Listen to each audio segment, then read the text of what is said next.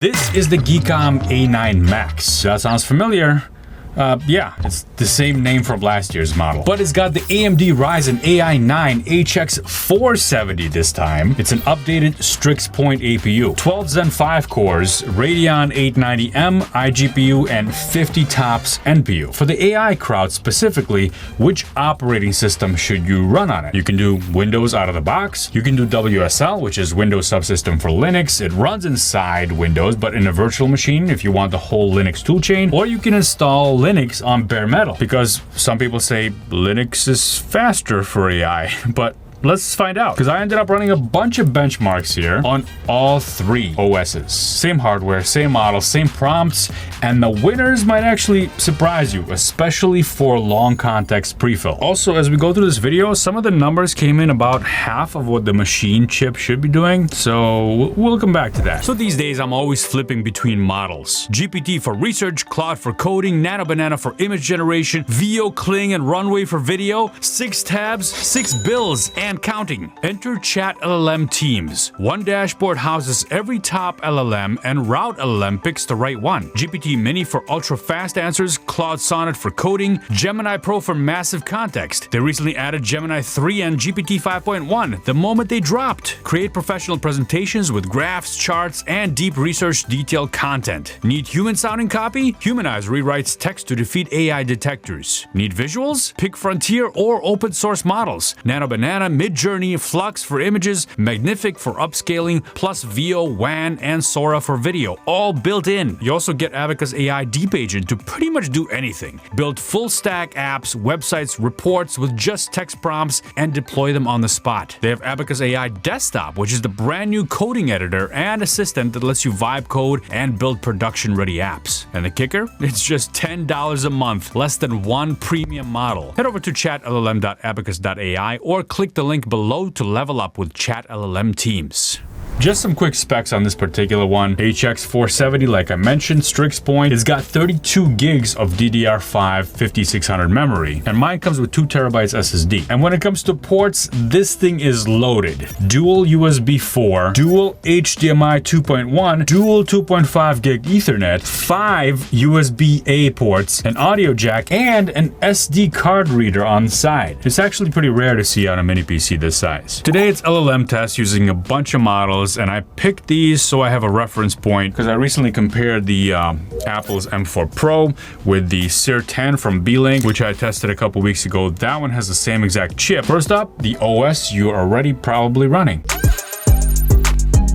I start where 90% of viewers will start, Windows and Llama. Now, by default, Llama on Windows is going to use 100% CPU. The GPU is idle. Llama is just ignoring the AMD GPU entirely here. Even when Vulkan is set to true, for some reason, Llama is quietly failing here back to the CPU. So we're going to swap over to Llama CPP and use Vulkan directly. Vulkan is the API that talks to GPU directly. And there it is, loaded Vulkan backend. And before you all start writing your angry comments that I'm using old models, first of all, it doesn't really matter. This is kind of a relative comparison. And second of all, here's Gemma 412B, okay? Yeah, chill out. There's always going to be new models, people, every single week. And the machines and CPUs and GPUs don't get upgrades every single week. So take these model comparisons in a relative sense. There it is, running on the GPU through Llama CPP. No CPU offload on this one at all. We're hitting about 100% utilization on the GPU. So about 10% gain over Llama CPU. By the way, I have the charts over here. That's why I'll be looking over there onto the side. Now, as the models get larger, the gain shrinks because they all get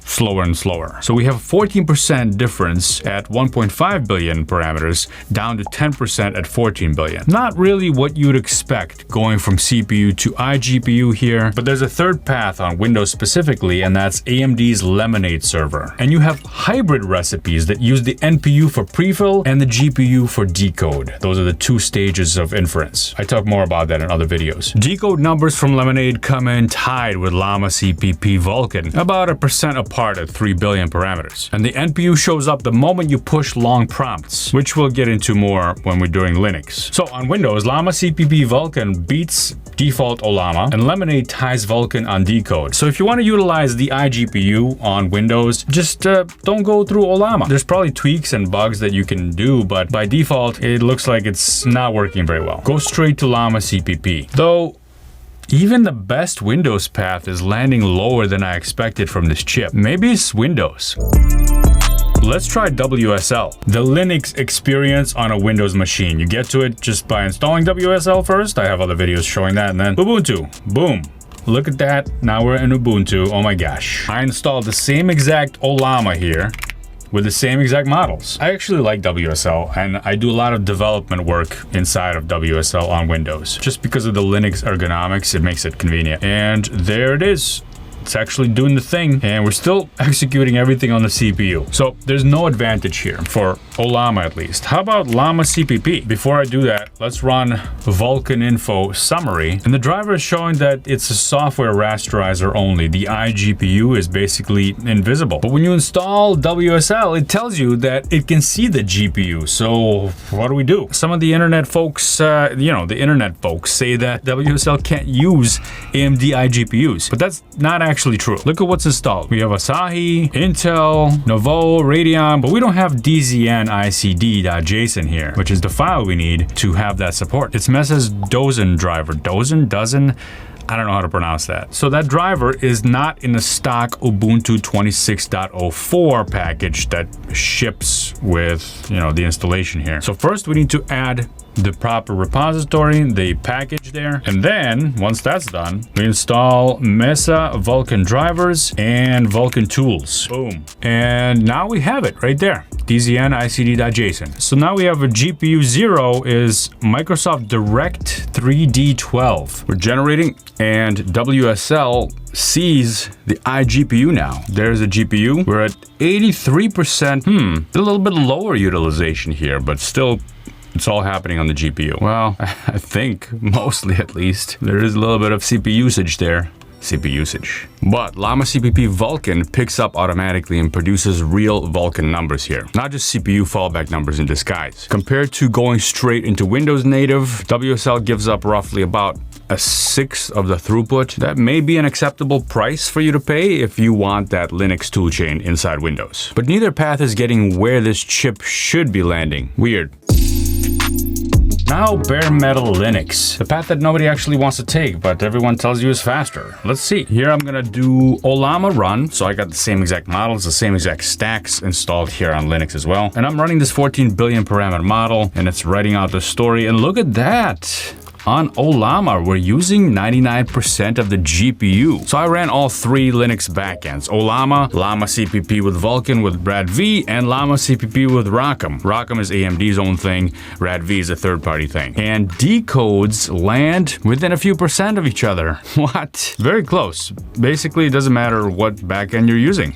They are all very close, and they all use the GPU. But here's where Linux does pull ahead, and I hinted about this before. This is long prompt prefill at the 14 billion parameter model. This is the kind of workflow that matters for RAG, agents, coding assistants. You saw me typing write a story before. Well, this is the opposite of that. This is like a really long prompt, and that takes time to process. It's like pasting in your entire code repo and having the LLM evaluate that to give you answers. And Linux with RADV is roughly 3 times faster on Linux than Windows. So this actually proves it. Not 3%, 3 times. And that's an open source driver, beating AMD's own proprietary driver on AMD's own hardware too. So the OS verdict so far, long prefill, Linux RADV wins by 3 times. WSL is viable if you install Kisak Mesa. By the way, I never knew what Kisak Mesa is before doing this video and researching it, so I'm not an expert in WSL. I was just asked to do this for this video, so that's it. Windows is fine for chat if you skip llama. There's also LM Studio, which I didn't cover here, but it's a really nice tool that I prefer using when I'm on a graphical interface, like Windows or Mac OS. But besides prefill, there's decode. Every OS, every backend, pretty much the same. That's not an OS problem, that is a different problem.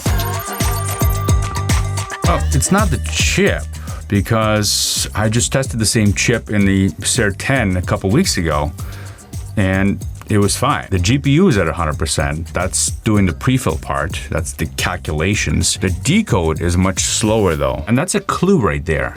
That's a clue because decode happens in memory. Memory bandwidth is what determines slower or faster decode speed. So I cracked it open. 2 slots, 1 stick. The chip is designed to feed from both channels in parallel. With 1 stick, it runs at a single channel bandwidth, so roughly half the throughput the silicon expects. That's it. This is the whole reason every backend on every OS hit the same wall. You can't compute your way around a memory bandwidth bottleneck. 1 stick, and this is crucial for AI workloads. You want to have as much memory bandwidth as possible, so you want 2 chips in there. All right, we got 64 total system memory now, and we have 2 channels. This should make things a little bit speedier. Every single decode workload roughly doubled. I didn't make you sit through the whole me doing it again thing, but here's the results. Windows Vulkan 2.13 times faster. Linux RADV over 2 times faster. Llama with ROCm 1.86 times faster. And it keeps going. You get the idea. And that's a textbook signature of a memory bandwidth bound workload. The compute on the GPU. That was never the bottleneck. The RAM bus was. And here is the answer to the question I opened with. Which OS wins? These numbers, 9 on the 14 billion, 17 on the 7 billion, 37 on the 3 billion. This is what the chip is actually capable of. And you might have caught my video about the Seer 10 machine from B-Link, which is a similar class machine. And the numbers are very close here. As you can see, the single channel is on this chart too. The Geekom is slightly ahead. I mean, it's within the margin of error here. But this is kind of a sanity checkpoint chart that I used. And it shows that the B-Link machine actually comes with dual channel memory already pre-installed. The Geekom does not. And if I were to mention anything to them, if they're watching this video, I'd say, please put in 2 chips in there. And just to make sure none of this is a Qwen 2.5 thing, because I know some of you are going to complain, oh, it's an old model. I did Gemma 4 12 billion, landed last week. Also, it's a totally different model architecture. So yeah, it's a valid test. This is decode, and you can see that Windows and Linux are pretty much tied up. WSL, a little bit less. But this is just looking at a single point of data. WSL gives you a lot more. I don't want to stay here and defend things for people that are not going to listen anyway, but with WSL, you get the Linux and the Windows, everything. So you're paying a little bit of a price for that. All right, if you're picking something for your own toolchain, for your own workflows, that prompt processing, the pre-fill stage, Linux is a big winner on that one in my tests. And then another thing is the RAM. If you're buying any AMD mini PC, if it says single channel or 1X SODIMM, budget around $80 for a matched pair, or let's translate that to today's money, 300 bucks. The Geekom A9 Max with that swap is exactly the box that AMD spec sheet promises. Now, keep in mind, when you're searching for this machine, you might have come across the A9 Max from last year, the one with a 370 chip instead of the 470 chip. They're both going to be available for sale. And from personal experience, I've had the A9 Max on my desk